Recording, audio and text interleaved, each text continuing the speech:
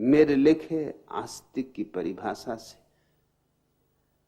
ईश्वर को मानने न मानने का कोई संबंध नहीं है। आस्तिक वह है जो जीवन को स्वीकार करे, जीवन में आस्था रखे,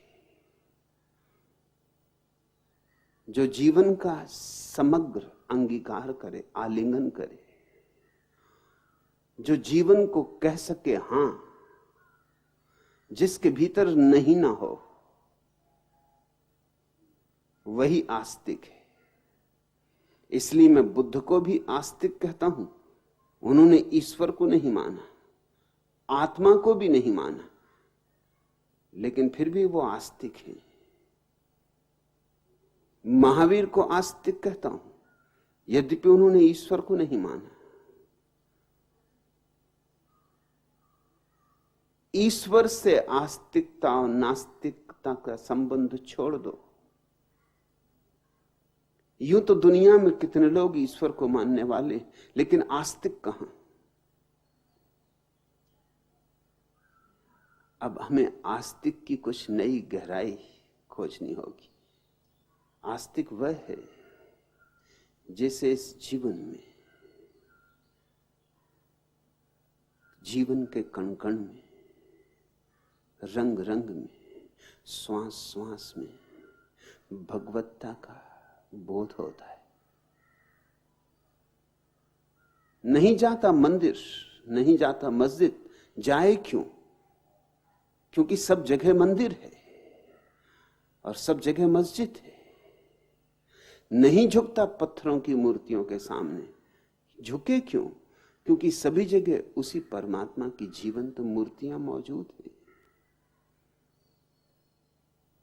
फूलों के सामने झुक लेता है, हरे वृक्षों के पास झुक लेता है, चांतारों के साथ नाच लेता है, इंद्रधनुषों के साथ गुनगुना लेता है।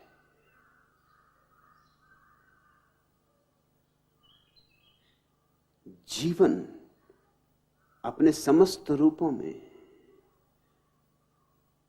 परम सत्य की अभिव्यक्ति है। इसके अतिरिक्त और कोई परमात्मा नहीं है।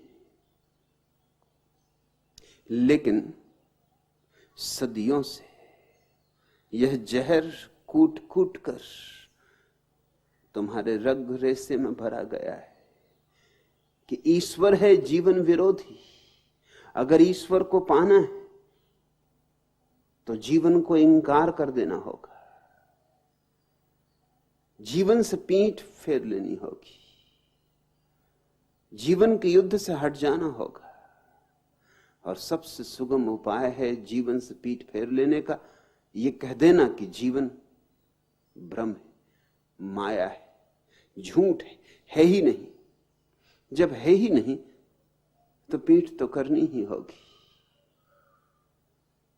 और मैं तुमसे कहता हूं जीवन है, और जीवन से जिसने पीठ की उसके सामने सिवाय नकार के और कुछ भी नहीं बचता।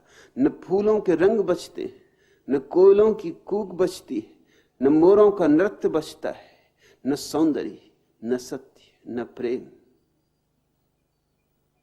उससे जीवन की सारी रसधार विदा हो जाती, वह तो सूख रहता है। और ऐसे ही सूख गए जीवन की रसधार से, सब तरह से टूट गए लोगों को तुमने संत और महात्मा कहा है।